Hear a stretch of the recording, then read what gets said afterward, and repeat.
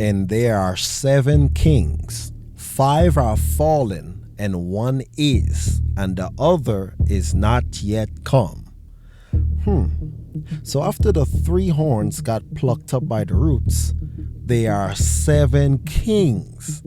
5 are fallen, and 1 is, and the other is not yet come.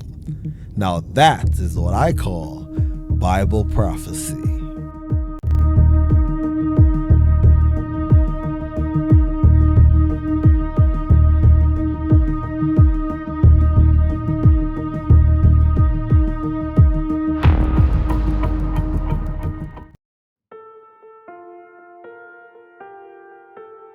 Last week, we covered the Hurlines, the Vandals, and the Ostrogoths, the first 3 horns that were plucked up by the roots because they refused to go along with the papacy, the little horn.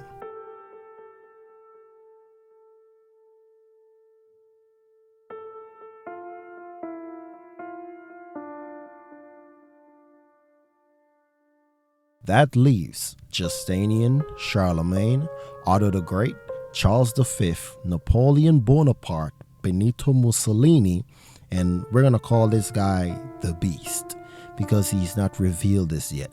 However, the first 3 horns refused to work with the little horn to bring back the Holy Roman Empire to its former world-dominating state. The last 6 horns worked with the little horn to bring back the Roman Empire to its former world-dominating state. But each of them was unsuccessful at it.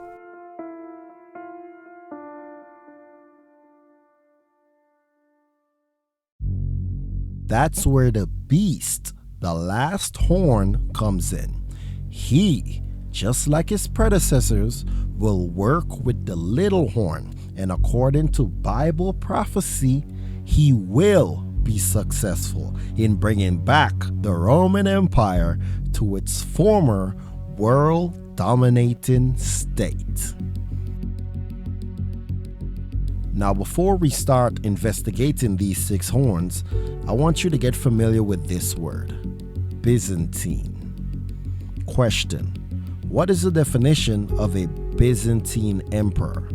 Answer: the Byzantine emperor was an absolute ruler, and the laws and customs associated with his empire were strict and complex. His rule was supported by the Christian church in the region. What do Byzantine emperors do? The Byzantine emperor had been given total power through God to shape the state and its subjects. I want you to pay close attention to these powerful men's affiliation with the Roman Catholic Church I'm about to read, sisters and brothers. And I quote: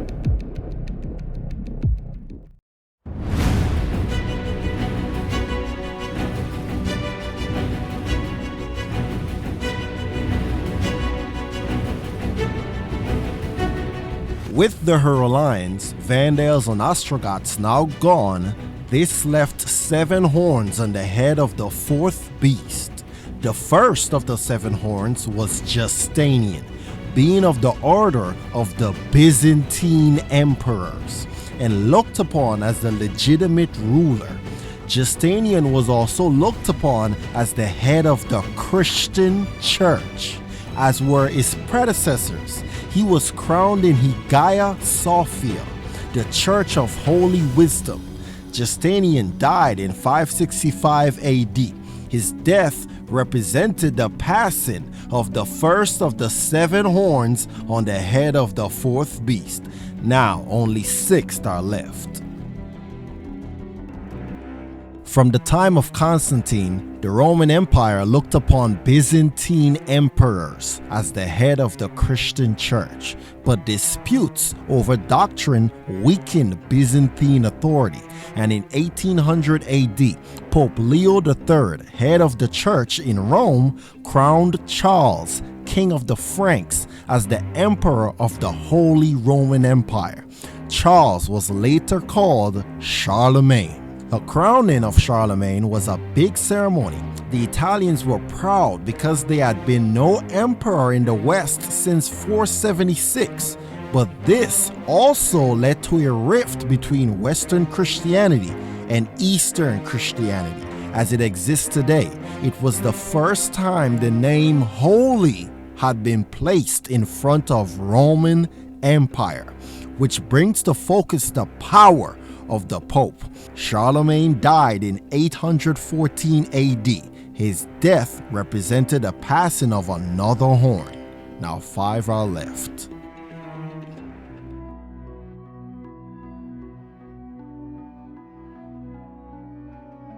The last of Charlemagne's heirs was disposed, and the government fell into several hands. Finally, Pope John XII asked Otto to come to Italy and fight against Berengar II. After defeating him, Otto was crowned King of Italy in Pavia in 952 AD and Emperor of Rome in 962 AD. Otto's reign inaugurated the Holy Roman Empire, founded on the principle one Pope, one Emperor. Otto, which some history books spell his name as Arho, was credited as being the founder of the Holy Roman Empire. He died in 973 AD. His death represented the passing of another horn. Now only 4 are left.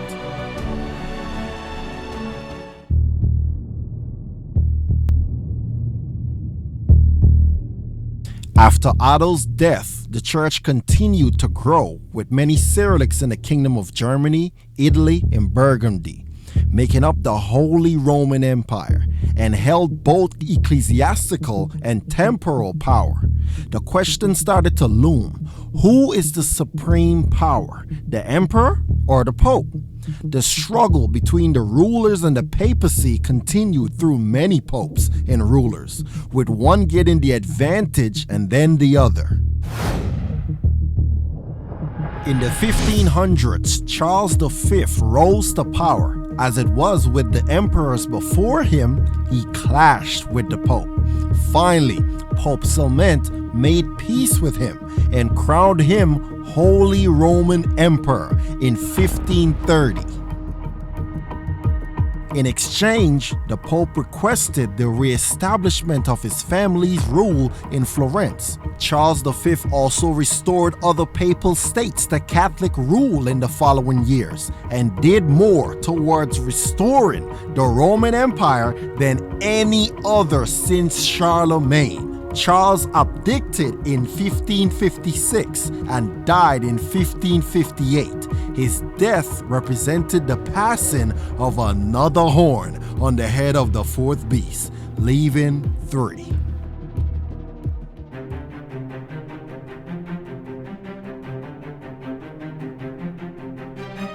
After Charles V's passing, the empire started to erode again and was scattered in the hands of many different nationalities. The Protestants, which started the protests of Martin Luther in 1517, was on the rise, and revolts were everywhere, including the elimination of the papal control over the English Catholic Church by Henry VIII in 1534. The decline of the once great empire had reached an all-time low. Italians were no longer citizens, even in Italy, but subjects, whether under native princes or foreign governors. It was all the same to them. The Pope still had some control, and the papal state was still intact. Early in 1797, Napoleon Bonaparte invaded the Papal States and forced Pope Pius VI to recognize the Cispadine Republic. Bonaparte became Napoleon I, Emperor of France, and in 1805 he made himself King of Italy. As it had been with previous rulers, Napoleon clashed with the Pope. On July 5, 1809, one of Napoleon's generals forced his way into the papal's residence in Rome and asked Pope Pius VI to retract a statement reiterating papal supremacy over temporal sovereigns. Pius VI refused and was deported to France the next day. Later, the Papal States were re-established according to their pre-1796 boundaries and were ruled over by Pius VI, whom Napoleon had released from his second confinement in France in January 1814. Napoleon, after many more battles, some losses and some victories, was finally defeated for the last time at Waterloo. Napoleon abdicated and was confined on the island of St. Helena, where he died on May 5th, 1821. His death represented the passing of another horn on the head of the fourth beast. Now, only two are left.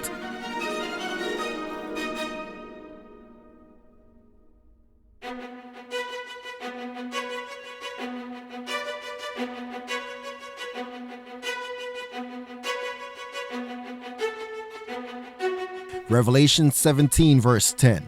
And there are 7 kings, 5 are fallen, and 1 is, and the other is not yet come.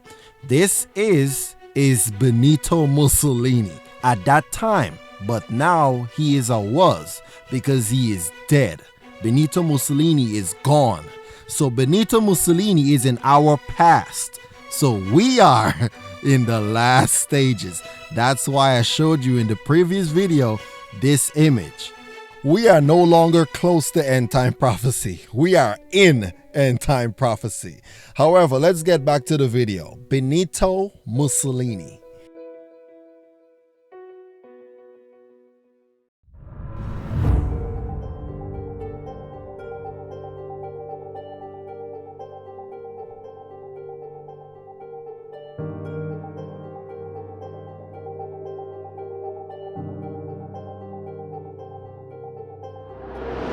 In 1861, after the revolutionaries achieved most of their goals, Italy was proclaimed a kingdom and Rome was made its capital. In time, the new Italian state brought the whole nation together. As time continued, Italy, as well as other European countries, developed economical and political problems. With the Russian Revolution in 1917, a shockwave went across Europe, creating serious repercussions, and Italy suffered from it. The war ended, and the Italian soldiers were returning home to face poverty and unemployment.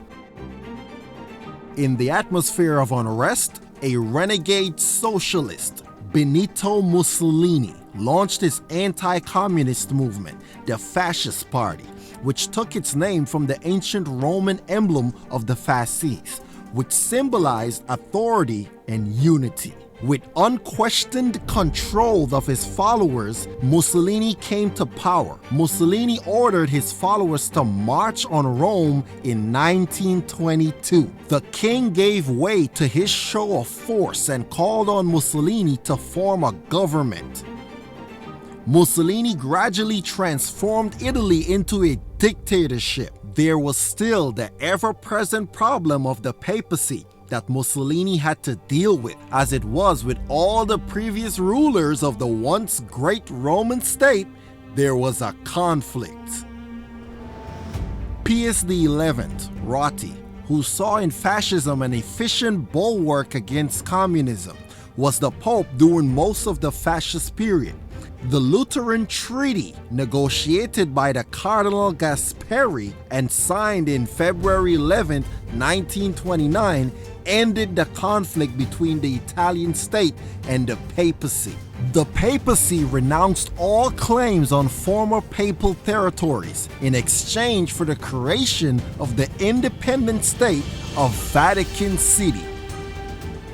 With that taken care of, Mussolini pursued his grand ambition, and that was to revive the glories of ancient Rome and make the Italians once again a conquering, militaristic people. His dream, as it was with all his predecessors, was never accomplished. After many failures and eventually an alliance with Hitler, Mussolini was captured and shot near Como on April 28, 1945. His death represented the passing of another horn on the head of the fourth beast in the 7th chapter of Daniel. Now only one is left. End quote.